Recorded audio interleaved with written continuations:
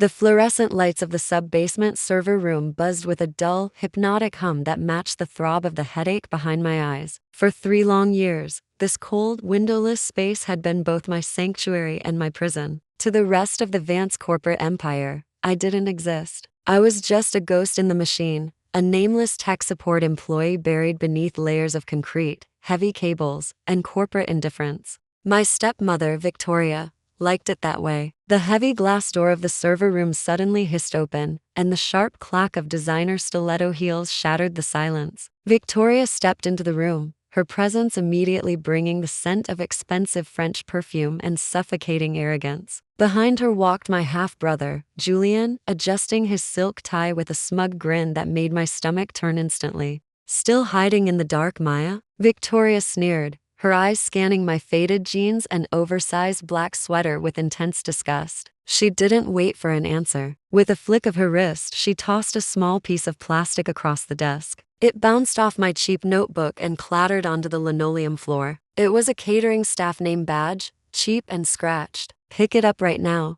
she commanded coldly. Her voice dropped to a freezing whisper. "And make sure the ice sculpture in the grand ballroom is fresh before the guests arrive. Tonight is the most important night of our family's history. Julian is officially taking his rightful place as Chief Executive Officer. I will not have you embarrassing us by looking like a stray wandering around the upper floors." Julian excelled at this kind of systematic, casual emotional cruelty. He chuckled softly, checking his platinum luxury watch. "Relax, Mom. She's just the quiet IT tech from the basement. Nobody's going to notice a ghost anyway. Just make sure the Wi-Fi works flawlessly for the press corps, sis." We wouldn't want my big moment to go unrecorded by the media. I looked down at the badge on the floor, then up at their smirking faces. When my father passed away 3 years ago, everything changed. Victoria had quickly consolidated power, altering the public narrative to paint Julian as the sole prodigy destined to run the family's multi-billion-dollar real estate empire. They wanted me to feel incredibly small. They wanted me to believe I was entirely powerless, left with nothing but a low-wage tech support job in the very company my father built with his own hands. I knew how to wait out their toxic vanity. "I'll ensure everything runs smoothly," I said softly, keeping my voice completely devoid of any emotion. "See that you do," Victoria said coldly, turning on her heel and sweeping out of the room, Julian following close behind. As the door clicked shut, a slow, deliberate smile crept onto my face. They thought they had successfully pushed me into the background, but the background is the perfect place to watch a house fall. The truth about Vance Enterprises was far more sinister than the glossy brochures and public relations campaigns suggested. My father had built a legitimate real estate empire based on development, infrastructure, and community growth. But the moment his heart failed, Victoria and Julian turned the empire into a massive, multi-million-dollar money laundering machine. They honestly thought they were being incredibly clever. Over the past 2 weeks, they had been flaunting their upcoming transition gala ruthlessly. They left VIP invitations on the kitchen island of our family estate, ensuring I knew I was completely excluded from the crowning moment of their social validation. To them, my quiet career was a definitive sign of total failure. What neither of them knew, however, was that my quiet IT role was merely a high-level federal cover. 2 years ago, during a routine server migration, I stumbled upon a hidden directory containing an entirely separate set of accounting ledgers. The numbers didn't make sense. Hundreds of millions of dollars were flowing out of our oldest housing sectors, affordable apartment complexes housing thousands of working-class families, and disappearing into a complex web of offshore shell companies registered in the Cayman Islands. Instead of confronting them and allowing their expensive corporate lawyers to bury the evidence, I made a choice. I reached out to a secure, classified portal belonging to the Securities and Exchange Commission (SEC) and the Southern District of New York. I became a confidential federal asset. Every single night, while the building was empty, I used my administrative root access to systematically clone internal database drives. I intercepted encrypted emails and mapped out the entire fraudulent corporate infrastructure. Julian was arrogant. He used the same basic password for his personal banking as he did for the corporate offshore routing portals. He left a digital paper trail so bright it practically glowed in the dark. The deeper I dug into the encrypted servers, the worse it got. They weren't just manipulating their daily profits. They were actively falsifying safety inspection reports, cutting vital maintenance funds for low-income tenants, and using fabricated balance sheets to secure massive federal grants under the guise of urban development. They were building a kingdom on a foundation of ruthless greed and human suffering. My handler at the SEC, Special Agent Miller, had warned me multiple times about the extreme operational risks. If they catch you downloading these encrypted databases, Maya, their legal team will destroy you before we can even issue a formal subpoena, he had said during a covert meeting in a dim Brooklyn diner. They won't catch me, I had replied confidently, because they don't even look at me. Now, the investigation was finally complete. The trap was fully constructed, and all that was left was to let them trip it. I plugged a secure, encrypted flash drive into the main server rack, watching the progress bar hit 100%. The system was fully armed. The evening air outside the Plaza Hotel in New York City was crisp, but inside the grand ballroom, the atmosphere was suffocatingly opulent. The gala was a flawless operation of stone-faced security guards, high-tech biometric terminals, and towering crystal chandeliers casting a glow. This was a gathering of the Tier 1 elite: senators, Wall Street hedge fund billionaires, tech moguls, and high society influencers mingled, sipping expensive champagne and discussing market manipulation over trays of fresh caviar. I arrived through the service entrance, wearing a plain, unbranded black blazer, tailored trousers, and the catering staff badge pinned precisely to my lapel to maintain my cover. In my hands, I held a standard company-issued tablet, appearing to anyone who glanced my way as nothing more than a diligent logistics coordinator checking the local network connectivity. Near the front stage stood a massive, meticulously carved ice sculpture of the Vance Enterprises logo, slowly melting under the intense heat of the stage lights. I watched from the shadows near the kitchen doors as they took position. Victoria and Julian took their places at the center of the room, basking in the artificial warmth of the crowd's adoration. Victoria looked radiant in a custom emerald gown, her diamond necklace catching the light with every theatrical laugh. Julian stood beside her, his chest puffed out, confidently shaking hands with a high-ranking city official. "Look at them," a voice whispered beside me. It was Sarah. She was one of the catering supervisors. "They act like they own the entire city. Must be nice to inherit the world without ever having to lift a single finger. The bigger the house, the harder it falls," I murmured softly, eyes locked entirely on my tablet screen. "What was that?" Sarah asked. "Just checking the server latency," I lied smoothly, offering a polite smile. "Everything looks completely ready." At precisely 8 o'clock, the chimes echoed through the ballroom, signaling the start of the formal presentation. The crowd migrated toward the rows of velvet-covered seating facing the main stage. Julian walked up the stairs to the crystal podium with an air of absolute entitlement. The room silenced instantly as the massive, Ultra HD projector screens behind him illuminated with a stylized promo video. The video showcased his face, accompanied by dramatic cinematic music. "Good evening, ladies and gentlemen, distinguished guests, and partners in progress," Julian's voice beamed through the state-of-the-art audio system. "Tonight,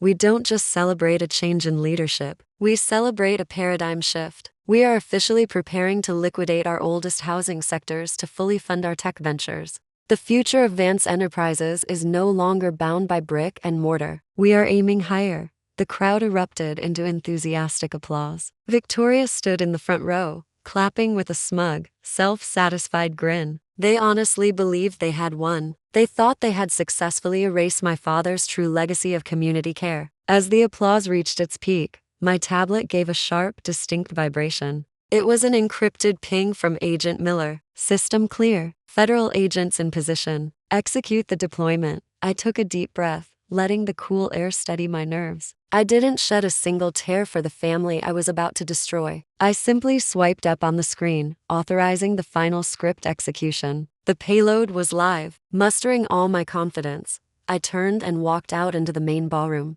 I bypassed the catering tables, walking straight down the main center carpeted aisle toward the VIP inner circle. A few guests glanced down at my plain black outfit and staff badge in confusion, but I kept my posture rigid and my eyes focused forward. Victoria was the first to notice my approach. Her polite social smile instantly vanished, replaced by a mask of sheer fury as she stepped away from a group. She intercepted me aggressively near the edge of the stage, grabbing my upper arm with a grip like steel. "What on earth do you think you are doing?" she whispered venomously, her breath smelling of expensive wine. "I ordered you to stay out of sight. Get your pathetic face back to the kitchen before I have security drag you out into the street and fire you in front of everyone." I looked back at her. "I wouldn't do that if I were you, Victoria," I replied. My voice was dead calm, entirely steady, lacking any of the fear she had spent the last decade trying to instill in me. She blinked, momentarily stunned by the utter lack of submission in my eyes. "Excuse me? You are nothing in this company. You are a basement technician living off our charity."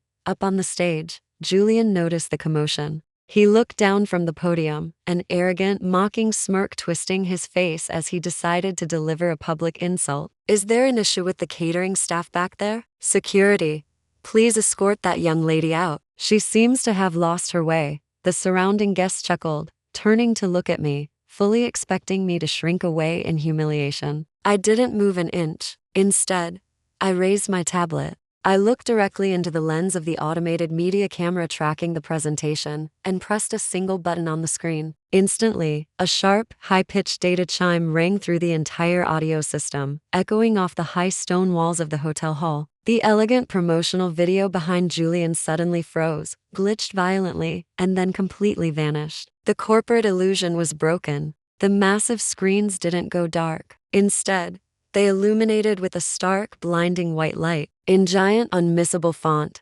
encrypted bank ledgers, offshore shell company routing numbers, and certified corporate registration documents began scrolling rapidly across the displays. The uniform, polite expressions on the faces of the billionaires and politicians in the audience completely vanished. Their eyes widened, whispers began to ripple through the room like a wave, and the entire atmosphere turned absolutely freezing. At the very top of the central screen, locked in place with a bright red, undeniable font, was the master holding agreement of Vance Enterprises. It explicitly detailed the corporate structure of the trust my father had established prior to his death. The truth was out. The majority owner of the empire wasn't Victoria. It wasn't Julian. It was Maya Vance, holding exactly 51% of the controlling voting shares. What is the meaning of this fake data?" Julian stammered into the open microphone, his face going completely pale as he stared at the screen behind him. He turned back to the crowd, his hands visibly trembling so violently that he lost his grip on his glass. The champagne glass fell to the stage, shattering into pieces, the sound amplifying loudly through the live mic. "Turn that off. IT. Kill the power to the screens right now. The IT department isn't going to help you, Julian," I said, my voice echoing clearly through the ballroom audio system as I stepped onto the stage stairs. I had rerouted the microphone feeds directly to my tablet's override. I walked up to the stage, looking out over the crowd of influential figures who were now staring at me in absolute shock. "The truth is finally out in the open," I spoke clearly into the secondary lapel microphone. "For the past 2 years, while you were busy manipulating the books to steal from our affordable housing tenants and launder federal grants, I was operating as a classified asset. I was working for the SEC and the Southern District of New York. You didn't inherit this company, Julian. My father knew exactly what you and Victoria were capable of. He placed the controlling shares into a blind federal trust, conditional upon a comprehensive audit of your corporate ethics, and you just failed spectacularly." Victoria rushed toward the stage, completely losing her composure. Her face was twisted in a mask of pure rage. "This is a fabricated lie. She's an ungrateful thief trying to extort us. Security, arrest her immediately. Force her off the stage." The Vance private security guards moved forward,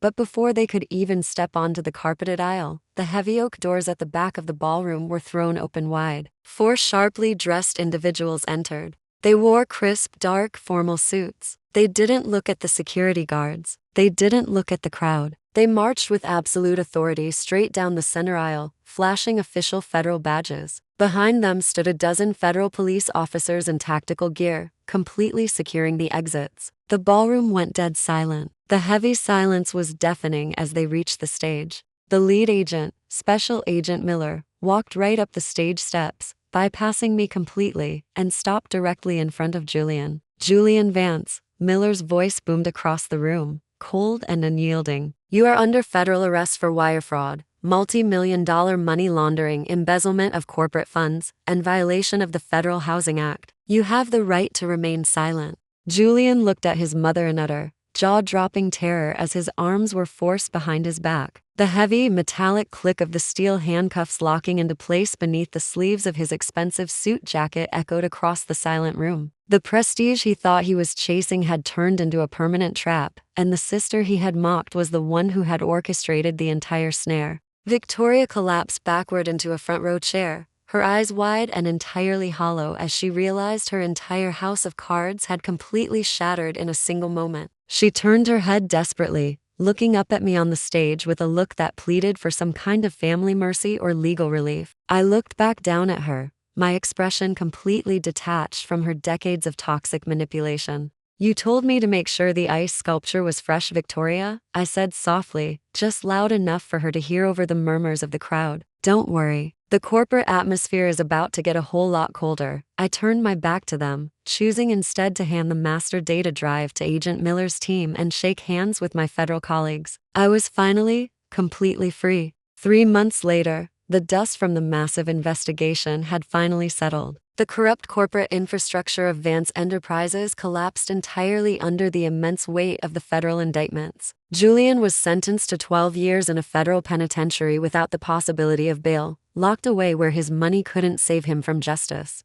Victoria was forced to surrender every single one of her luxury assets, penthouses, and bank accounts to pay back the thousands of innocent families they had defrauded over the years. They were finally answering for the lifetime of damage they had inflicted. Meanwhile, I chose to walk away from the chaotic noise of New York City and the corporate world entirely. I relocated to a charming, peaceful cottage on the coast of Maine, overlooking the vast Atlantic Ocean. Sitting on the wooden porch now, watching the cold waves crash rhythmically against the rugged rocks, I feel a deep sense of serenity. I realize that my stepfamily's cruelest actions had actually been the greatest catalyst for my ultimate victory. They handed me the keys to their destruction. By pushing me into the dark background, they inadvertently gave me the perfect place to build their downfall without ever being suspected. They tried to bury me, completely forgetting that the dark is exactly where you learn how to see what everyone else misses. Now, my true father's legacy is safe, the tenants are protected,